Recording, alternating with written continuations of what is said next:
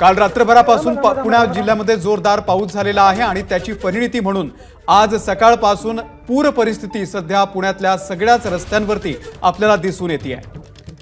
दृश्यांमध्ये आपण बघतोय राज्याचे उपमुख्यमंत्री अजित पवार हे पुण्यामधल्या कंट्रोल रूम मधून या सगळ्या परिस्थितीवरती नियंत्रण ठेवून आहेत, लक्ष ठेवून आहेत। नेमकी काय परिस्थिती आहे याचे ते सातत्याने अपडेट्स घेत आहेत आणि लोकांना रेस्क्यू करण्याचे सुद्धा त्यांचे प्रयत्न सुरू आहेत।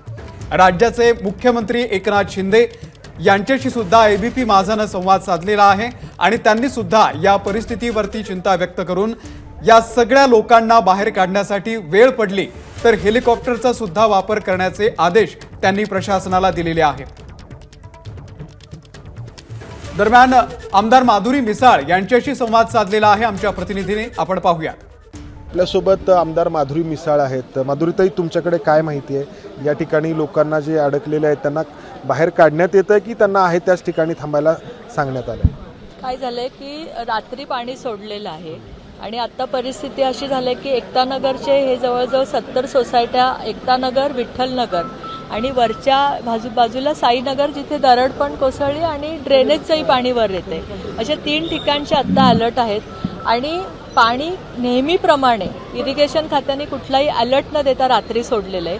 आत्ता सुद्धा जास्त पाणी, मी माझं इरिगेशन खात्याशी बोलणं झालंय, अजूनही ते पाणी सोडण्याच्या तयारीत आहेत आणि महानगरपालिकेची यंत्रणा आत्ता कुठेही अलर्ट मोडवर दिसत नाही। आता एक जी बोट आलेली आहे, जी अग्निशामकचे कर्मचारी जे आलेले आहेत ते मॅन्युअली लोकांना बाहेर काढतात। 1001 लोकांना आत्ता तरी लोक ह्या परिस्थितीत आहेत की आम्हाला आत्ता घराबाहेर नको पडायला, आम्ही वर जाऊ, टेरेसवर जाऊ, पण गाड्या बऱ्याचशा वाहून गेलेल्या आहेत। विठ्ठलनगरला पण सेम परिस्थिती झाली आणि इथे असा प्रकार आहे की इथे पाणी जायला कुठेही जागाच नाही आहे, म्हणजे दरवेळेस ही परिस्थिती इथं निर्माण होते।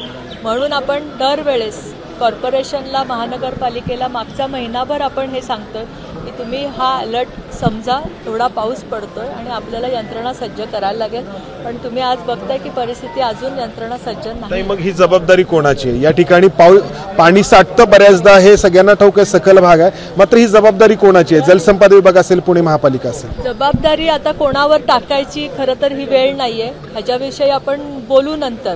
पण तुम्ही बघितलं तर जसं आता ह्या ओढ्या नाल्यावरच बिल्डिंग आहे त्या 20-1 वर्षापूर्वीच्या परमिशन देऊन बांधलेल्या आहेत। आता ह्या लोकांचा जीव कायमच धोक्यामध्ये, ज्या वेळेस खडकवासल्याचा विसर्ग होतो ते आम्हाला आमचे कार्यकर्ते बोटीमधनं लोकांना बाहेर काढतात, मदत करतात। दरवेळची हीच परिस्थिती आहे। ह्या वेळेस आम्हाला बोटी पण मिळत नाहीत। आज आम्ही बघितलं रात्रीपासून आमचे सगळे नगरसेवक कार्यकर्ते आज इथे आहेत, पण आम्हाला आमच्या हाताशी यंत्रणा नाही। आत्ता अग्निशामकच्या 2 गाड्या आलेल्या आहेत, ते लोक आम्हाला खूप चांगल्या पद्धतीने दरवेळेस मदत करतात।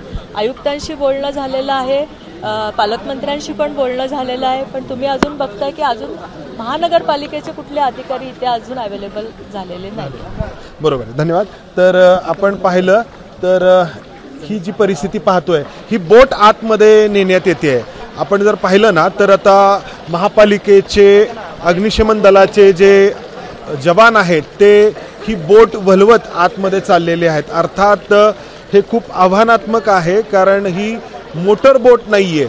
या बोटला वल्ल्यांच्या साह्याने आतमध्ये वलवत न्यावं लागतं आहे आणि त्यामुळे आता महापालिकेकडून बाहेर काढण्याचा प्रयत्न होणार आहे, कारण पाण्याचा विसर्ग एकसारखा वाढत चाललाय। महापालिकेचे सहाय्यक आयुक्त आहेत संदीप खलाटे सर, बोट पुढे निघालेली आहे, तर काय नक्की आपण ठरवलेलं आहे?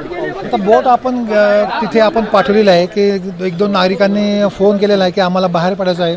वास्तविक पाहता आम्ही त्या नागरिकांना ज्यावेळेस पाण्याचा फ्लो कमी होता आणि पाण्याची पातळी कमी होती त्यावेळेस आम्ही बाहेर पडा म्हणून सांगत होतो, परंतु आता 1-2 नागरिकांनी फोन केलेले आहेत की आम्हाला बाहेर पडायचं आहे। त्यासाठी आपण वल्हवायची बोट आहे ती आपण तिथे पाठवलेली आहे की त्या नागरिकांना काढणे शक्य आहे का, लाईफ जॅकेट पाठवून आपण तुम्ही काढायचे शक्य आहे का हे विचारतायत? अरे मध्ये टाकू नको ना। हां, आपण म्हणजे वल्हवायची बोट पाठवली, 1-2 नागरिक असेल तर आपण त्या वल्हवायच्या बोटमधून आपण त्या नागरिकांना काढत आहोत। याशिवाय आपण मोटर बोट सुद्धा आपण आता रेडी केलेली आहे। ती मोटर बोट आतमध्ये पाठवून साधारणतः काही सोसायट्यांचं म्हणणं आहे की आमचे गेट्स ओपन राहिलेले आहेत, त्यातनं गाड्या वाहून जाण्याची शक्यता आहे, तर आपण ते गेट आता बंद करण्याचा आपण मोटर बोटने आपण प्रयत्न करणार आहोत। ज्या लोकांची इच्छा आहे बाहेर पडणे त्यांना आपण मोठे बाहेर काढत आहोत.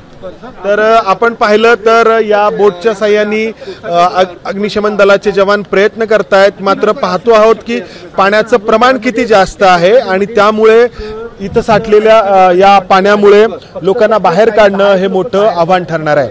कॅमेरामन अमोल गवाळेसह मंदार गोंजारी, एबीपी माझा, पुणे.